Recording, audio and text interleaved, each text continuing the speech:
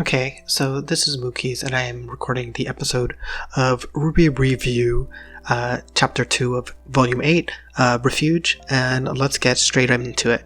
Theme song is bitching as always. Okay, so Clover is holding nothing because he's dead.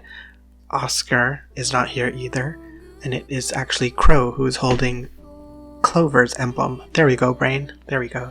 Right off the bat, I was about to fight fucking Robin, but she's also correct in that it is kind of Crow's fault, but this is a fake out, so it was very nicely played, Rooster Teeth. Well played, RT, well played. But still, she made some points, like, it is kind of Crow's fault that Oscar's dead, but at the same time, it's also her fucking fault, because if she had not fought in the plane for no fucking reason, Tyrion wouldn't have gotten free. If Tyrion hadn't gotten free, then they wouldn't have had that match.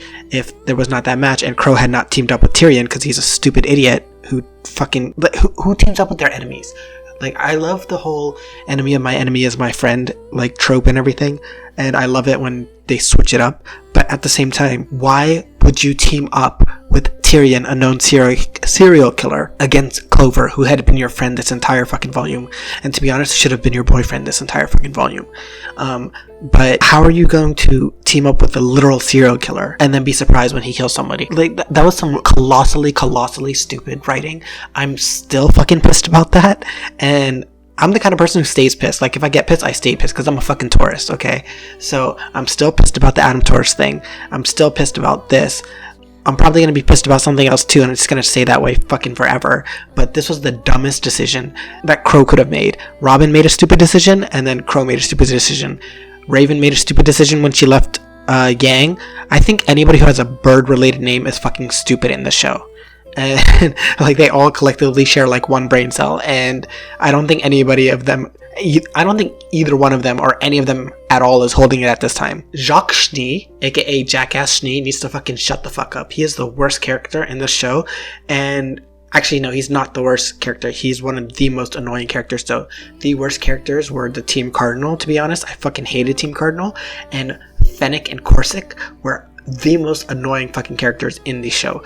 Like, brother this and brother that, and like, shut up, you're so fucking annoying. And I'm so happy that one of them died, and it was the better looking one, and the ugly one with the fucking shaved side of his hair lived. But whatever, they are both stupid and they both deserve to die. I hated the Corsic, Fennec, Albane brothers. They were so annoying. Okay, let me not talk about how much I hate them, because like, we'll be here fucking forever. But Jacques Schnee is hands down one of the worst characters in RWBY. A lot of people don't like Robin, but I know she can have her stupid moments, but I do like her regardless. That's very ominous, the way that Crow said that they can do something and it'd be killing the man who put him in there. That's very ambiguous, because he can mean Ironwood, which is likely, or he can mean himself because he's stupid and he did this stupid shit that put them in this position. And I'm not ruling out the possibility that Crow's talking about himself, like in the third person, like he's depressed, he just accidentally had his friend killed by his own stupidity. Got it.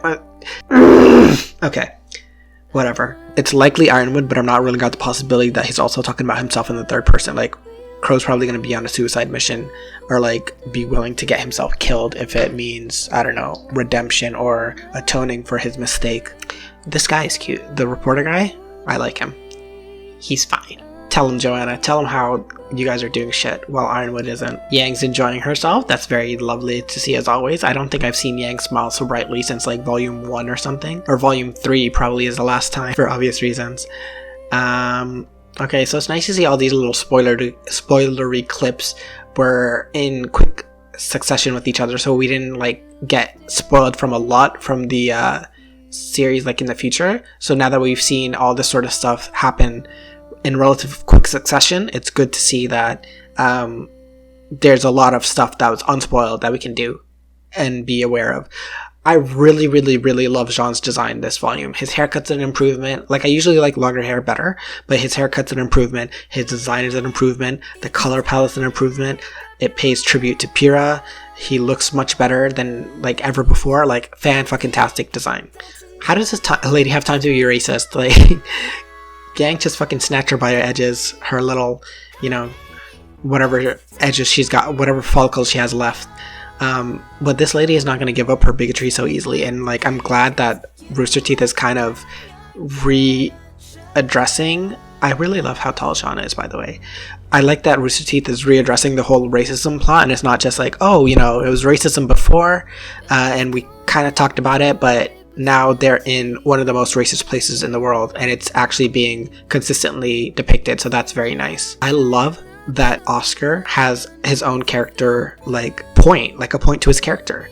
Like, he feels as though he was becoming his own character, growing into his own. He wasn't what he was before, but he was starting to be who he always wanted to be. And this whole inevitable fusion with Ozma / Ozpin is really throwing a screw in it, really throwing a wrench in his plans. And it's really kind of sad to see that someone so young is going to lose himself so quickly.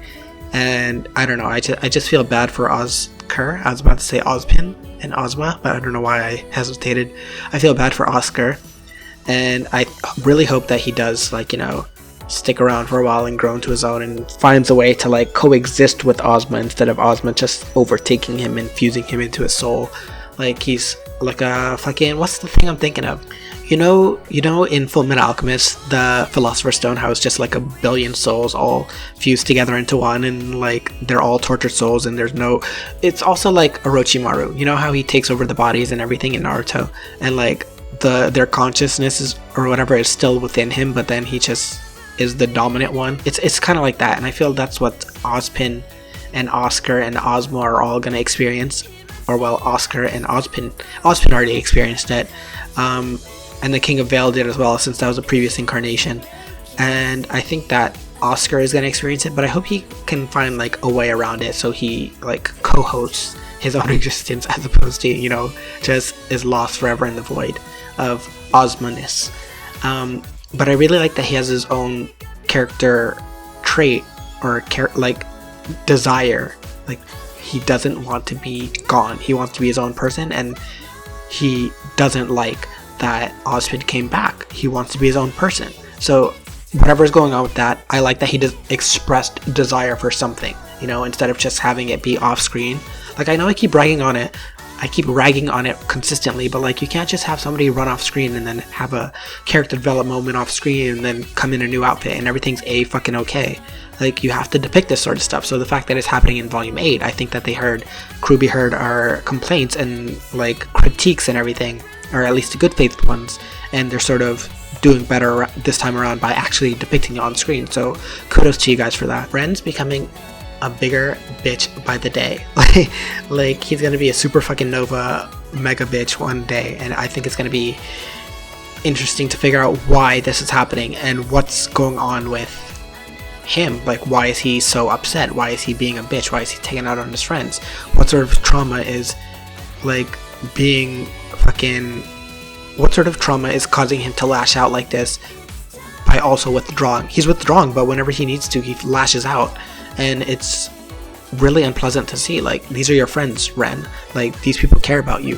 Why won't you let them know what's going on? I know you've said you've never really been good at emotions last volume when you were talking to Nora about it, but come on, like, what's going on, buddy? We're here for you. Tell us. Penny's here, and you love to see it. And then May Marigold has a bit more personality this time. I really appreciate that she's the first canonical trans character that we see on screen. So as part of the LGBT DBZ community, you'll love to see it.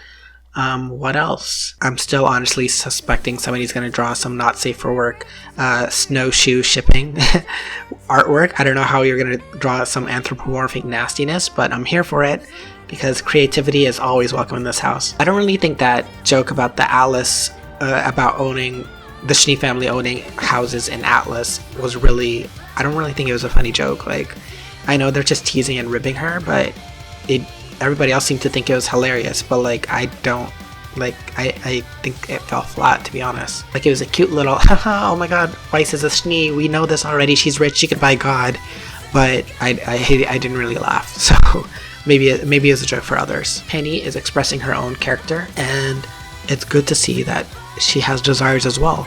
Like I said last episode of RWBY Review, what is it that what is it that Penny wants? What is it that she is sort of like, what does she desire? Last volume, she said she wanted to do what she needed to do as well as what she wanted to do. What is it? But she never explained. She never elaborated on it. What is it that you want to do? What has your heart's desire? What do you want, Penny? What do you like to do on your off time? Do you play chess? Do you kill Grimm for fun? Do you sing? Like, what's going on, sis? Tell us what's going on. We want to know. I really love that RWBY is teaching Penny about emotional manipulation and how Ironwood's being a fucking dick. And Penny has never had to experience that sort of stuff. She is a robot. She doesn't necessarily understand emotions. She's starting to experience them herself now, which is really fascinating in terms of a robot having emotions. But like, now that she has emotions, she needs to learn how to protect those emotions, and she needs to learn to understand what they mean, and she needs to know like when her emotions are being manipulated. And it's good that she has a friend like RWBY to teach her what's going on, and like who has her best interests in heart, not just Ironwood, who saw RWBY or like saw Penny as property, as completely under his control. Like, he trusted her enough to tell her about maidens and the Winter Maiden and the relics and all that sort of stuff, but also he sees her as an object. And I'll admit that I am on Team Ironwood, or at least I was for a majority, like all Volume 7 up until he shot Oscar off that ledge with his presumably aura-breaking bullet gun thingy. And by the way, I think his bullet, his gun called Due Process, is the fucking most dope name for a gun ever, especially for a military, like, Law and Order type archetype kind of character. His weapon is called Due Process. How fucking baller is that? I love it. But that's neither here nor there. It's not by the side. What was I saying? I don't even remember. Fuck. Yeah, like, he viewed her. Oh, I was on Team Ironwood, and I still want to hold out hope that he's going to do the right thing, but it's clear, like, beyond a shadow of a doubt now, that he's an antagonist. Like, you can't dispute that, you can't argue that. Like, he's a bad guy now. He's in the way, and he's going to be an antagonist. He's going to oppose them. He is out and out an authoritarian. He's probably well on his way to becoming like a literal fascist, because he's already consolidating power. He's probably going to become a dictator. He is slipping down the slope, and it's kind of sad to see, because, you know, he was a good man, he was an honest man, he was trying to do his best. Way back in Volume 2 or 3, Glinda said that he was a good person, and I genuinely believe that he is, or he was. And I just don't know how to feel about him being a bad guy now. Like, he's slipping down the slope. He had he has a history of overreacting to everything and treating everything as Glinda said, as a contest of measuring dicks. Or she would have said, if she hadn't been interrupted by Glinda, Ozpin's little thing. She was right. And he does have that sort of mentality that you have to show everything, you have to confront everything as a sort of, you know, contest of military bravado. And it's really interesting to see that he was a good man. He has the best ideas, he has the best interests, he has the best, like, hopes and intentions, but he's taking it too far, and he's doing whatever it needs to. And I like that for him, but the fact that it's pushing him towards a villain side, I don't like that. Like, I want to believe the best in Ironwood, but he's kind of making it fucking hard. he's making it hard on me to, like, believe in him or hope for him or root for him. Like, I want to so badly, but buddy, fascism's not the way. So, you know, probably don't do that. I like how Kara Eberly delivered that line. It should be simple. She did a really good job with that, and it was kind of funny how she was sent straight to hell. I fucking hate Fiona. I know that's like a fucking lynch-worthy sentence, and I'll probably be fucking lynched for it, but I fucking hate her. Everything about her. She seems incredibly manufactured. Like, she's so fucking fake. Like, I don't like her. I don't like her sheep ears. I don't like her sheep fro. I don't like her happy-go-lucky attitude. I don't like anything about her. She's I don't fucking like this goat. This fucking goat. I don't like her. I just don't like her. Everything about her just screams fucking fake. Like, I don't like it. She seems manufactured. You know, like bubblegum pop, how it's manufactured to be meaningless and just have a rhythm and a beat, and it's down to like a arithmetical formulaic formula. You know how it's like down to a science how they manufacture these beats, and like there's no individuality to it, and it's specifically structured to be catchy and nice and like stuck in your head, and there's no real like anything behind it. That's how I feel about Fiona fucking Time. I hate her. I hate this goat bitch. I don't like her at all. Like, I hope the Grimm gets her.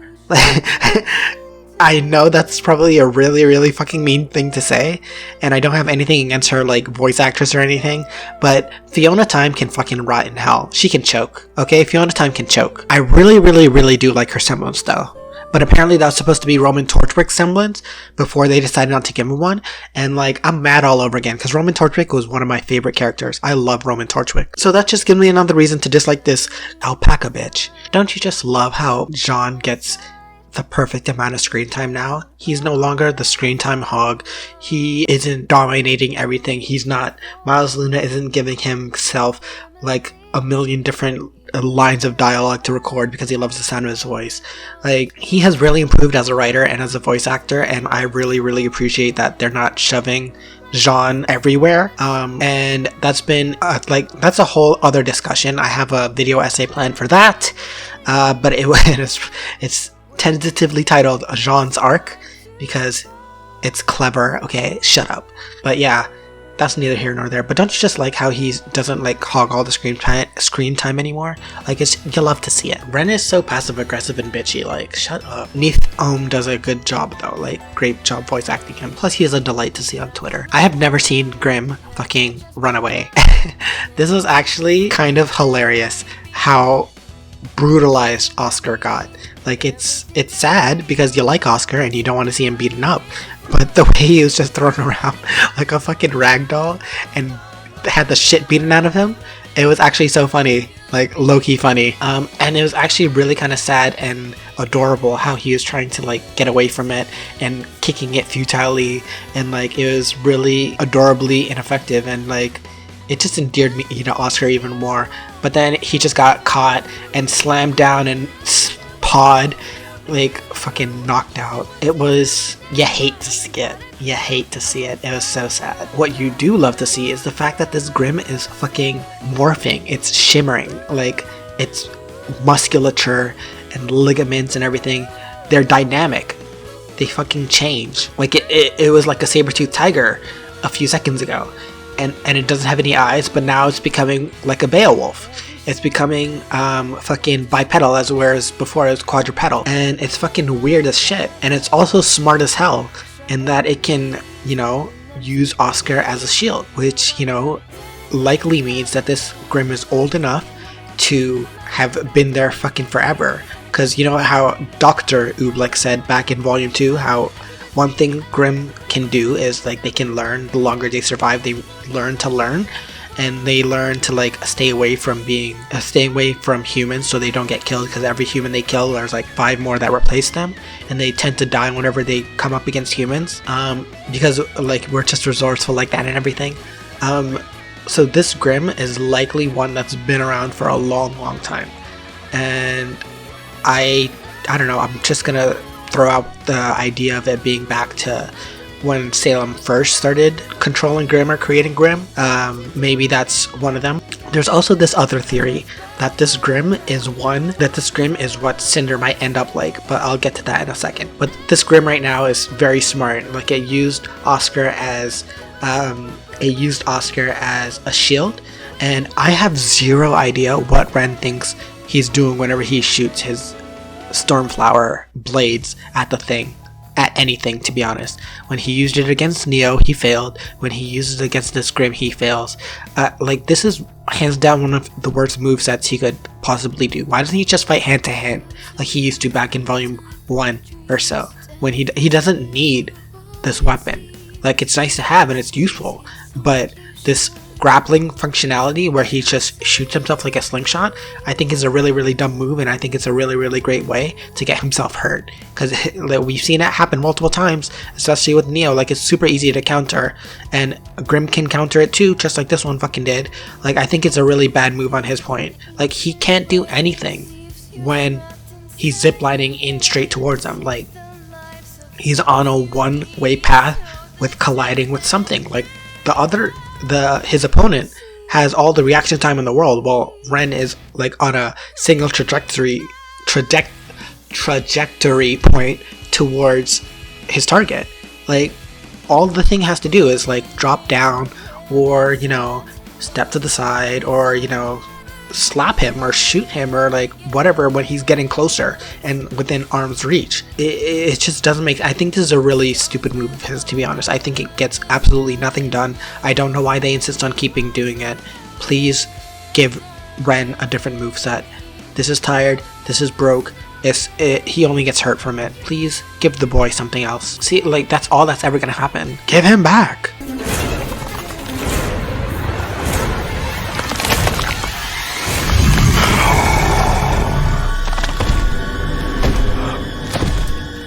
You could just say no. Did it just grow itself a fucking larynx and pharynx and like vocal cords and that sort of shit so it could say that to him? Like, I'll admit, the first time I watched it, I did not catch it. So when Ren and Jean and Yang were shocked, I was like, what happened? What did it just say? But on the second time around, I listened closely and I heard it. I was like, holy fuck, this one can talk. And this is the theory I was mentioning. It's been theorized, and I saw this on Tumblr.